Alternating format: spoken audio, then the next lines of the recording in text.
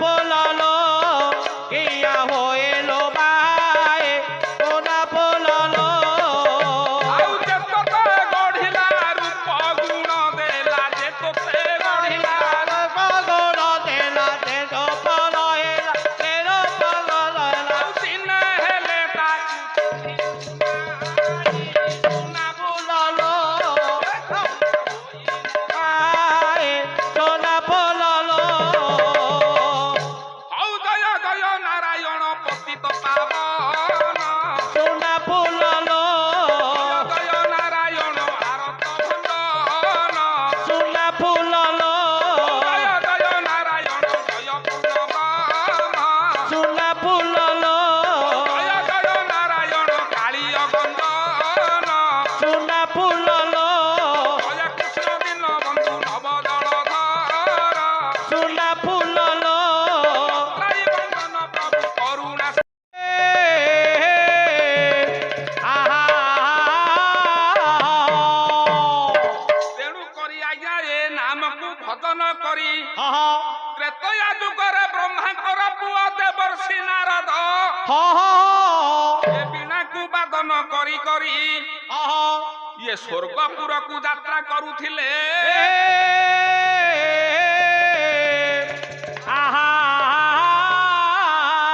ଆଜ୍ଞା ଯେତେବେଳେ ସ୍ୱର୍ଗପୁରକୁ ଦେବର୍ଷି ନାରଦ ଯାଉଛନ୍ତି ବୀଣାକୁ ବାଦନ କରୁଛନ୍ତି ପ୍ରଭୁଙ୍କର ନାମ ଉଚ୍ଚାରଣ କରୁଛନ୍ତି ପ୍ରଭୁଙ୍କର ନାମକୁ ଭଜନ ପାଠ କରି କରି ଚାଲିଛନ୍ତି ପହଞ୍ଚି ଗଲେ ଯାଇ କେଉଁଠି କେଉଠି ଆପଣଙ୍କର ବାଲ୍ମୀକି ରାମାୟଣ କେଉଁଠି ପହଞ୍ଚିଲେ କେଉଠି ପହଞ୍ଚିଲେ ବେଲା ସ୍ୱର୍ଗପୁର ସାତ ତାଳ ଏ ମାଳ ଲତା ଧୀରେ ପାଳ ଲତା ତୀରେ ରେ ବଲା ପାଳ ଲତା ତୀରେ ପ୍ରବେଶ ହୋଇଲେ ଯାଇ ଆହା ପ୍ରବେଶ ହୋଇଲେ ଯାଏ ସୁଧର ମାସ ଆରେ ପଣ୍ଡିତେ ସୁଧର ମାସ ଭାରେ ତାରସ ଭାରେ ପଣ୍ଡେତେ ତାରସ ଲକ୍ଷ୍ୟ ରଖିବେ ମୋର ପଣ୍ଡିତ ମଣ୍ଡଳୀ ବାପା ମାନେ ମା ମାନେ ତ୍ରେତୟା ଯୁଗର ଅବସାରୀନ କାଳୀନର କାହାଣୀ କାହାଣୀ ଦେବର୍ଷି ନାରଦ ପ୍ରଭୁଙ୍କର ନାମକୁ ଭଜନ ପାଠ କରି କରି ଇଏ ସ୍ୱର୍ଗପୁରକୁ ଯାତ୍ରା କରିଛନ୍ତି ପହଞ୍ଚି ଗଲେ ଯାଇ ଆଜ୍ଞା ସୁଧର୍ମା ସଭା ମଣ୍ଡପ ସ୍ଥଳୀ ହେଳା ହେଳା ଏ ସୁଧର୍ମା ସଭାରେ ଦେବରାଜ ଇନ୍ଦ୍ର ଠିକ ସମସ୍ତ ପ୍ରତିଷ୍ଠିତ ଦେବତା ମାନଙ୍କୁ ଏକ ରୁଣ୍ଡିତ କରାଇ ବୈଠକ ଚାଲିଛି ହେଳା ହେଳା ଓରେ सोहलोक महलोक जनलोक तपलोक देवलोक पास करिला परे जाई स्वर्गलोक सुधर्मा सभा এই सुधर्मा सभार चतुर्दिगरे बेला 84 नरक कुंड होइछि निर्माण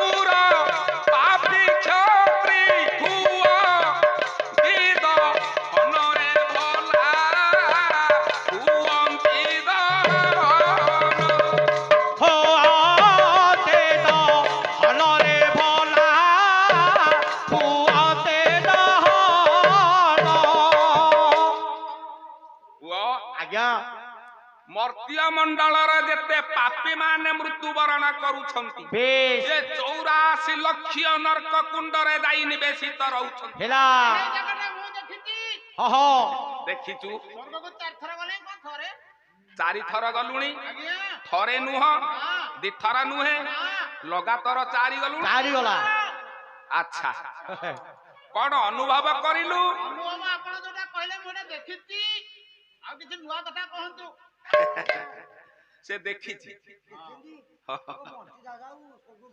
ଆଉ ଆଜ୍ଞା କୁଅରେ ବେଶ ଏ ମାନବ ଜୀବନରେ ବଞ୍ଚିଥିବା କାଳରେ ବେଶ ପୁଅ ଯାହା କହିଲେ ସେ କଥା ପଇଲା ସତ୍ୟ ଏ ମଣିଷ ବଞ୍ଚିଥିବା ବେଳରେ ହଁ ହଁ ହଁ ତୋର ସ୍ୱର୍ଗ ଦ୍ୱାରରେ 84 ଲକ୍ଷ ନର୍କ କୁଣ୍ଡରେ ପତିତ ହେଉଛି ରେ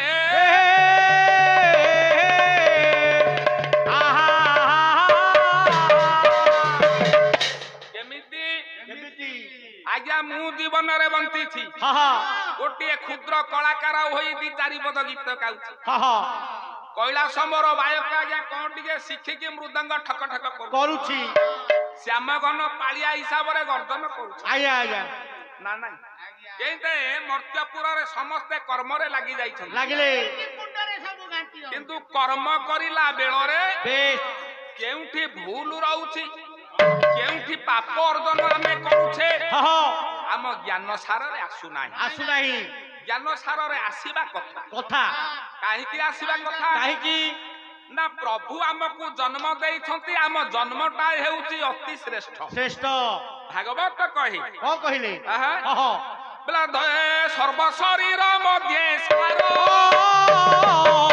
ଏ ଦୁର୍ଲଭ ନର କଳେ ବର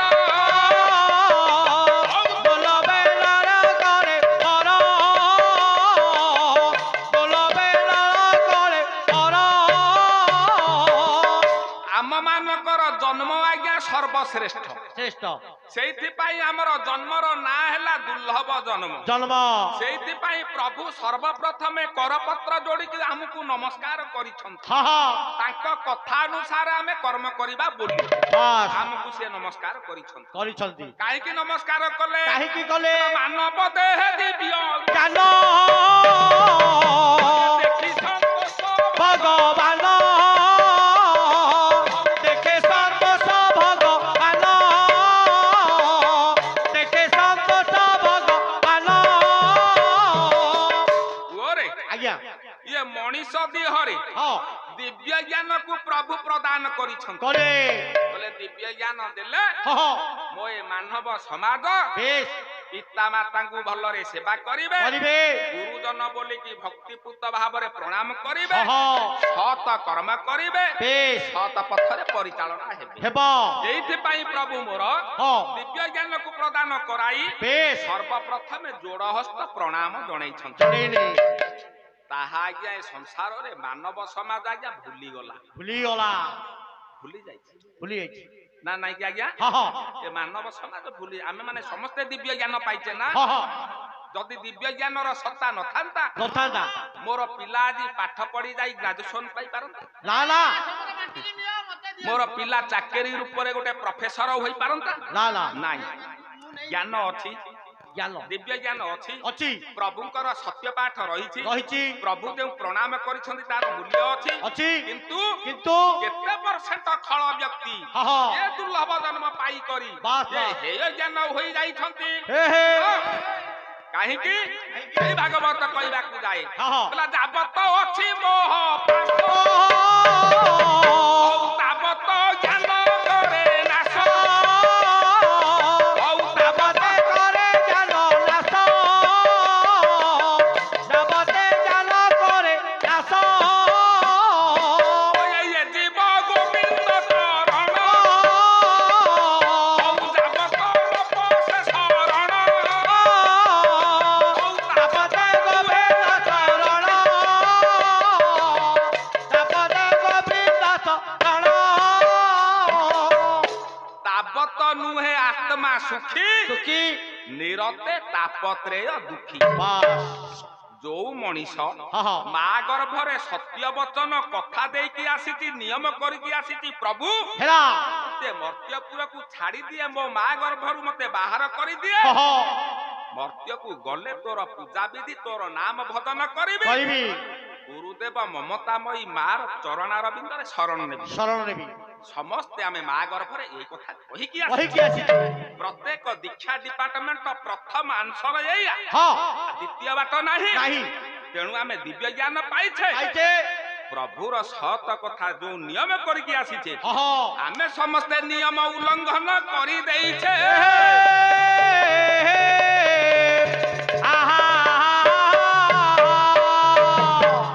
तेणु केमिति सदाग हवा ना सेई प्रभुकर नाम को कर्णपात करिबा भजन करिबा भजन करिबा व्यास कुहंती कौन कहले बोला हस्तौ पवित्र जदि दान पुण्य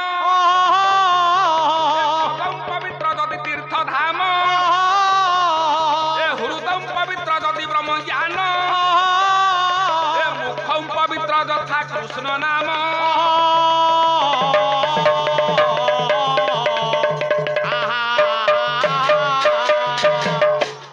ये कर्म जिए न करी पारुछि जी थाउ थाउ सिए नरकगामी बा नरकरे पतिता हो बाबा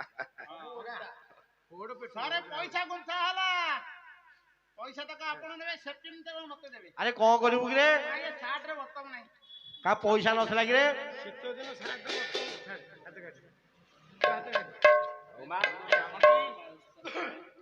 मंगल करंदु पाठ पढु को क्लास आ कह रानी बाबा रानी पंडा गोविंद सुप्रजित सुप्रजित पूरा फुल आनंदରୁ ଶେଷ ଯାକେ ଶୁଭ ହଉଛି ହଉଛି ଆଉ हौ आदि ଆର ଭଲ ଭଲ कैलास ଆଜ୍ଞା सेई प्रभुंकर धर्म दरबार रे ହେଲା ହେଲା ए बाळुत पिला दुईक भविष्यत पाई पदुटी आपत्ति करिवा ହଁ ହଁ आ? ଗୋଟିଏ ପଦ गीत गोविंद ଗୀତ ଗୋବିନ୍ଦ बोला सजल जलद नीलौ दर्शित दार लील ହଁ ହଁ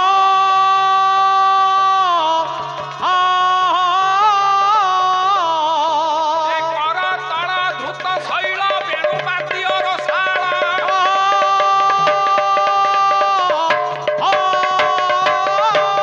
ए प्रजनन कुल पाळौ कामिनी केळी लोळ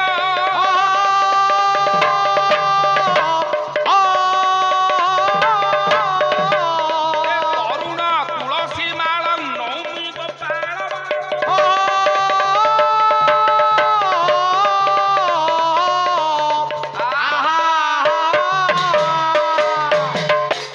যশোদানন্দন প্রিয় পাপ খেলুছি পকাইলে পাদ ପକାଇଲେ ପାଦ ଭଲା ପକାଇଲେ ପାଦ অগুণ ক্রন্দন তোর বঢ়িলা বিবাদ ବଢେଇଲା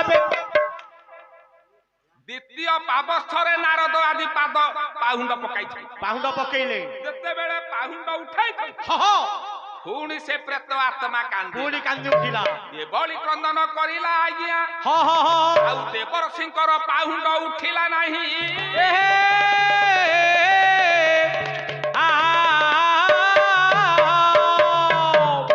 କହିଲେ ହେ ମହାତ୍ମା ହଁ ହଁ ଆପଣ କାହିଁକି ଏ ଜାଗାରେ କ୍ରନ୍ଦନ କରୁଛନ୍ତି କାହିଁକି କନ୍ଦନ କରୁଛନ୍ତି ମୁଁ କହିଛି ଆପଣ ମାନଙ୍କୁ ଆଜ୍ଞା ଜନ ଲୋକ ତପ ଲୋକ ସହ ଲୋକ ମହ ଲୋକ ଦେବ ଲୋକ ପରେ ବେଶ। ସ୍ୱର୍ଗ ଲୋକ ହଁ ହଁ ସ୍ୱର୍ଗ ଲୋକର ସ୍ଥାନରେ ଆଜ୍ଞା ସୁଧର୍ମାସ ବାସ୍ 84 ଲକ୍ଷ ନର୍କ କୁଣ୍ଡ ବାସ୍ ଗୋଟିଏ କୁଣ୍ଡରେ ଜଣେ ଆତ୍ମା ଆଜି ନାରଦଙ୍କୁ ଦେଖି କାନ୍ଦୁଛି ନାରଦକୁ ଦେଖି କାନ୍ଦୁଛି ପଚାରିଲେ ହଁ କାହିଁକି କାନ୍ଦୁଛ କାହିଁକି କାନ୍ଦୁଛ କିଏ ସେ ତମେ କିଏ ହେଲା ବାଟିଜର ନେ ଏଟା ଇଂଲିଶ ପିଲାଟା ଆଉ ହଁ ପିଜି କରିଛି ଆଉ ଏଟା ପିଜି କରିଛି ହଁ। ଥରେ ଛତୁଆ ମିଳୁ ତତେ ଖାଉନି ଆଉ ଲଗାଇଲେ ନାହିଁ ଅଣ୍ଡା ଅଣ୍ଡା ଦିଟା ଦିନକୁ ଖାଉଛି ଖା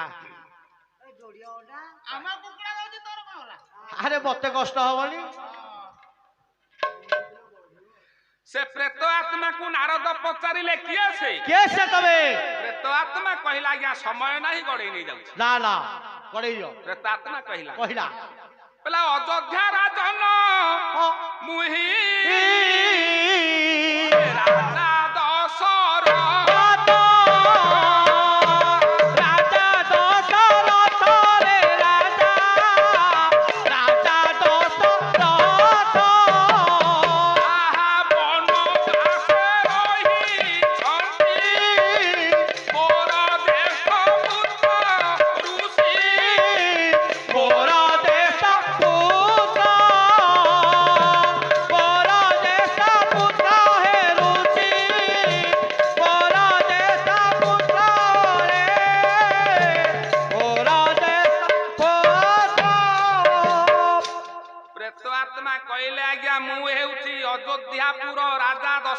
ଦଶରଥ ମୋର ମୃତ୍ୟୁ ପରେ ମୁଁ ଆସି ଏଇ ନର୍କ କୁଣ୍ଡରେ ପତିତ ପଡ଼ିଛି। ଚମକି ପଡ଼ିଲେ ନାରଦ। ଟିଡିଂ, ଟିଡିଂ, ଟିଡିଂ, ଟିଡିଂ। ଆଜ୍ଞା କଣ ଗୋଟେ ସାଉଣ୍ଡ ହେଲା? ବେଲିଆନେ ଆଇଲେ କି? ନାଇଁ ଏଇଟା ଗୋଟେ ବାଜା ବାଲା ପ୍ୟାଡ ବାଜିଲା ଜାଣିପାରିଲୁ କି? ବାଜା ବଜଉଛୁ ପ୍ୟାଡ ନାରଦ ବାଜା। ବିଚାର କରିଲେ ଯେ କି ମର୍ତ୍ତ୍ୟପୁରର ସାକେତ ନଗର କୋଶଳ ଅଯୋଧ୍ୟାର ହେଲା ହେଲା ପରମ ବ୍ରହ୍ମ ରାମଙ୍କର ପିତାମହ ଯେ କି ଦଶରଥ ଦଶରଥ ଜୀବନ କାଳ ଭିତରେ ଧର୍ମପରାୟଣ ବ୍ୟକ୍ତି ହେଲା ସାଧୁ ସନ୍ଥ ମାନଙ୍କୁ ପାଳନ କରିଛନ୍ତି। ହା ହା ନାନାଦି ପ୍ରକାର ରାଜ୍ୟ କଲ୍ୟାଣ ମଙ୍ଗଳ କରିବା ଅର୍ଥେ ନାନାଦି ପ୍ରକାର ଯଜ୍ଞ କରିଛନ୍ତି। ଯଜ୍ଞ ଦୁଃଖୀ ରଙ୍କି ମାନଙ୍କର ଦୁଃଖ ସୁଖ ବୁଝିଛନ୍ତି। ଆହା। ସିଏ ପୁଣି କାହିଁକି ନର୍କଗାମୀ ହଁ ପଚାରିଲେ। ପଚାରିଲେ କହିଲେ ଆପଣଙ୍କର ଉଦ୍ଦେଶ୍ୟ? ଉଦ୍ଦେଶ୍ୟ ପ୍ରେତ ଆତ୍ମା କହିଲା। ପ୍ରେତାତ୍ମା କହିଲା କହିଲା ଜୀବନରେ ଅପ କର୍ମ କରିଲି ବ୍ରହ୍ମର୍ଷି ଆହା କରେଲେ ବାବାଜିରେ ଭଲା କରେଲେ ବାବାଜେ ଆହା ଶ୍ରବଣ କୁମାର ପ୍ରାଣ ପାରିଥିଲି ଭଂସି ଋଷି ପାରେ ଦେଲେ ଦୋଷୀ। ପ୍ରେତାତ୍ମା କହିଲା ହେ ଦେବର୍ଷି ହେ ଦେବଶ୍ରୀ ମୋ ଜୀବନ କାଳରେ ମୁଁ ଅନେକ ଧର୍ମ କରିଲେ ମଧ୍ୟ ହହ ବ୍ରହ୍ମର୍ଷି ବେଶ ମୁନି ଅନ୍ଧକ ମୁନି ଅନ୍ଧକ ମୁନି ତାଙ୍କର ପୁତ୍ର ହେଉଛି ଶ୍ରବଣ କୁମାର। ଶ୍ରବଣ କୁମାର ତାକୁ ମୁଁ ସ୍ୱହସ୍ତରେ ବାଟୁଳି ମାରି ହତ୍ୟା କରିଦେଲି। ହତ୍ୟା କରିଛି। ଆଜି ନର ହତ୍ୟା ପାପ ବହି କୁଣ୍ଡରେ ପତିତ ଆହା କୁଣ୍ଡରେ ପାତିତରେ ଭଲା କୁଣ୍ଡରେ ପାତେତ ଉଦ୍ଧାର ହୋଇବ ଆତ୍ମା ହେଲେ ପାପ ଶାସ୍ତ୍ର କିରେ ହେଲେ ପାକ ନାଥ। ଆତ୍ମା କହିଲା ହେ ଦେବର୍ଷି ନାରଦ ହେ ଦେବଶ୍ରୀ ଯଦି ପାଠ ଶାସ୍ତ୍ର ଅନୁଗମନ ହୋଇପାରିବ ହହ ତାହେଲେ ମୁଁ ମୁକ୍ତି ମୁକ୍ତି ପାଇପାରିବି। ପାଇବି। ଶ୍ରବଣ କୁମାରକୁ ମୁଁ ନର ହତ୍ୟା କରିଦେଇଛି। ହେ ହେ ଗୋଟେ ଶିକାର ଜଳ ପାନ କରୁଛି ବୋଲିକି ଶବ୍ଦ ଭେଦି ବାଣକୁ ପ୍ରୟୋଗ କରିଲି। ହେଲା ବାଜିଗଲା ଋଷି କୁମାର ପାଚିଗଲା ଋଷି କୁମାର। ସେଇ ସକାଶେ ଅନ୍ଧକ ଅନ୍ଧୁଣୀ ଦୁଇ ପ୍ରାଣୀ ଶ୍ରବଣର ବାପ ମା ହହ କନ୍ନଳରେ ଜୀବନକୁ ଦାହ କରିଲେ। ବେଶ ଅଭିଶାପ ଦେଇ ଯାଇଛନ୍ତି ହହ ଜୀବନରେ ତୁମେ ପୁତ୍ର ସୁଖ ପାଇବ ନାହିଁ, ନା ନା ପୁତ୍ରଙ୍କର ମୁଖକୁ ଚାହିଁ ପାରିବ ନାହିଁ, ହେଲା ତୁମେ ଜଳ ପାଣି ପାଇପାରିବ ନାହିଁ।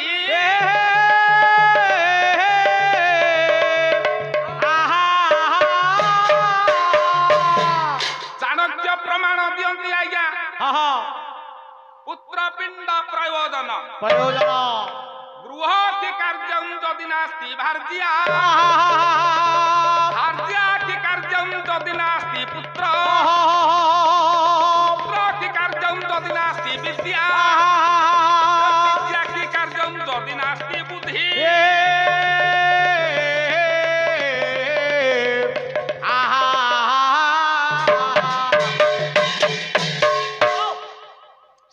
ନାରାୟଣ ହେ ପତିତ ପାବନ ନାରାୟଣ ହେ ବିପଦ ଭଞ୍ଜନ ନାରାୟଣ ହେ ଜୟ ମହାବାହୁ ପଦର ତଳେ ଏହି ଭାବ ଥାଉ ଆମ ଠାକୁରଙ୍କର ରୂପ ଦେଖିଲ ନାରଦ ନାମୁତରେ ଯାଇ ପ୍ରଣି ପ୍ରାପ୍ୟ ଧୂପ ତାକୁ କିଏ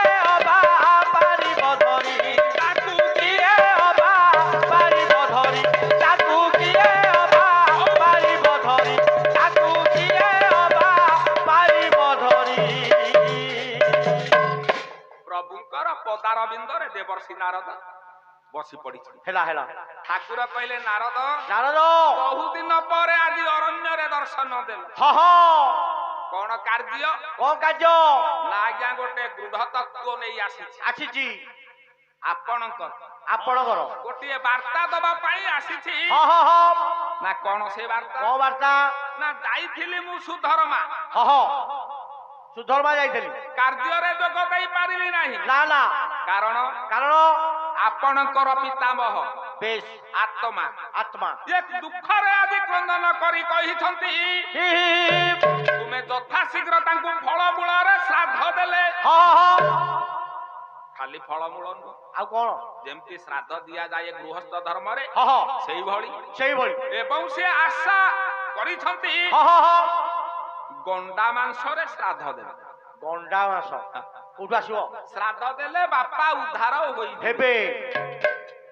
ରାମ ଠାକୁର ଚିନ୍ତା ରାମ ଠାକୁର ଚିନ୍ତା କଲେ, କହିଲେ ବିପଦରେ ମୁଁ ପଡିଛି, ବେଶ ଦୁଃଖରେ ରହିଛି। ହଁ ହଁ ପିତାଙ୍କର ସତ୍ୟ ବଚନ ପାଳନ ଦ୍ୱାରା ଆଜି ମୁଁ ରାଜ୍ୟ ପରିହରା ହୋଇଯାଇଛି। ହେଲା ହେଲା ମା କୈକେୟୀ ମୋର ବନବାସ କର୍ମକୁ ଦେଇଛନ୍ତି। ବେଶ ଆଗକୁ କଣ ଅଛି କହିପାରିବି ନା ନାହିଁ, ନା କିନ୍ତୁ କିନ୍ତୁ ମୋର ଭାଗ୍ୟ ସେଇଆ, ବେଶ ମୋର କପାଳ ସେଇଆ। ସେଇଆ ଗୃହସ୍ଥ ଧର୍ମକୁ ପ୍ରତିପାଳନ କରୁଛନ୍ତି ବ୍ରହ୍ମମୟ ପୁରୁଷ ରାମ ଠାକୁର। ଦେଖନ୍ତୁ ଠାକୁର। ଆଜ୍ଞା, ସେ ସ୍ୱୟଂ ଠାକୁର ନା, ହଁ ହଁ ଯାହା ଚାହିଁବେ ତାହା କରିପାରିବେ। ବେଶ ଯେତେବେଳେ ଯୋଉ କ୍ଷଣରେ ଯାହା ଚାହିଁବେ ପ୍ରଭୁ ତାହା କରିପାରିବେ ହଁ ଏବଂ ଉଦ୍ଧାର କରୁଛନ୍ତି ସେଇ ଦୁଃଖ ବେଳରେ। ବେଶ। ତେଣୁ ସେ କାହିଁକି ଆଜି ନିଷ୍ପେଷିତ ଅଛନ୍ତି? କାହିଁକି? ନା ଗୃହସ୍ଥ ଧର୍ମ କର୍ମକୁ ସତ ବାଟରେ ପରିଚାଳନା କରିଲେ ବେଶ ଏ ଜନ ସମାଜ ମାନବ ସମାଜ ଦେଖିକି ହଁ ସେଇ ସତ ରାସ୍ତାରେ ପରିଚାଳନା ହେବେ।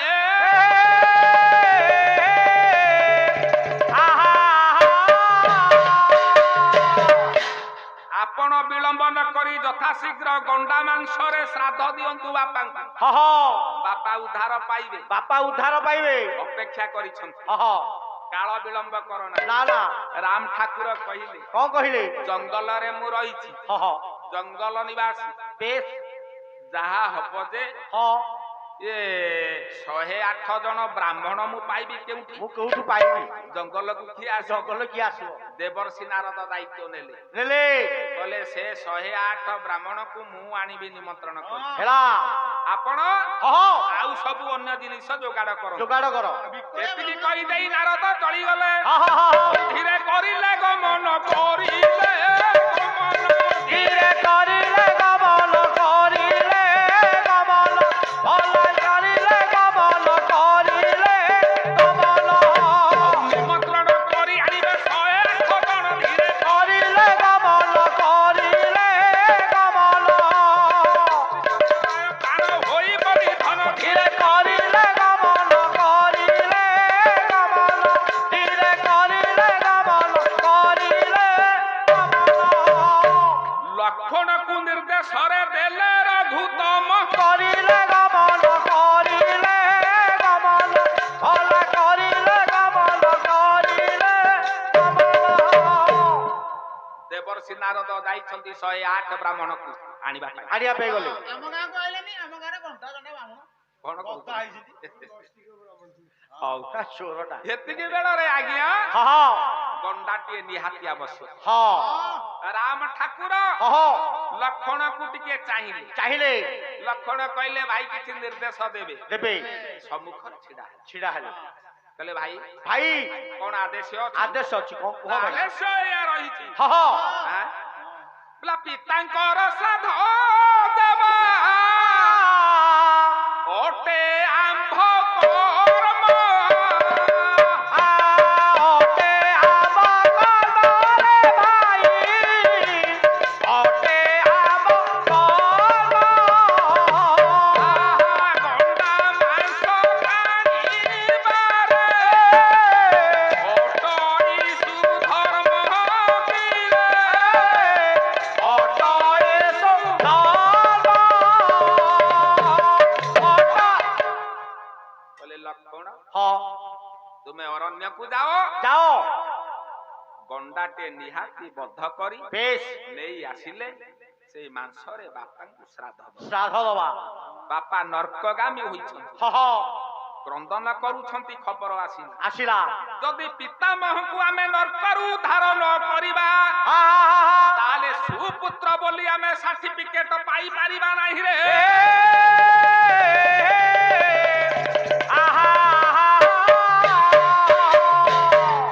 ବିଳମ୍ବ କଲେ ନାହିଁ ଆଜ୍ଞା ଲକ୍ଷଣ ଲକ୍ଷ୍ମଣ ବିଳମ୍ବ କଲେ ଜ୍ୟେଷ୍ଠ ଭ୍ରାତାଙ୍କ ଆଦେଶ ପାଇ ସୁମିତ୍ରାଙ୍କ ଶିଷ୍ୟ ଆଏ ସୁଭଦ୍ରାଙ୍କ ଶିଷ୍ୟ ଆଏ ସୁମିତ୍ରାଙ୍କ ଶିଷ୍ୟ ଜ୍ୟେଷ୍ଠ ଭ୍ରାତାଙ୍କ ଆଦେଶ ପାଇ ସୁମିତ୍ରାଙ୍କ ଶିଷ୍ୟ ଆଏ ସୁମିତ୍ରାଙ୍କ ଶିଷ୍ୟ ଆଏ ସୁମିତ୍ରାଙ୍କ ଶିଷ୍ୟ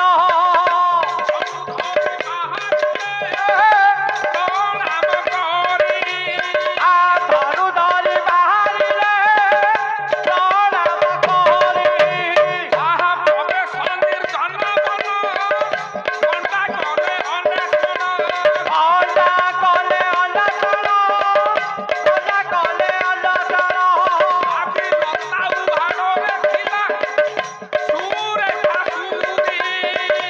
ଲତାଉ ଆନରେ ଥିଲା ତୋରେ ବାନରେ ହାତ ବଳେ ମାୟା କରିଲା ହାତ ବଳେ ମାୟା କରିଲା ଆହା ଜୀବଜନ୍ତୁ ଜଙ୍ଗଲରେ ତଳିକି ଦେଲା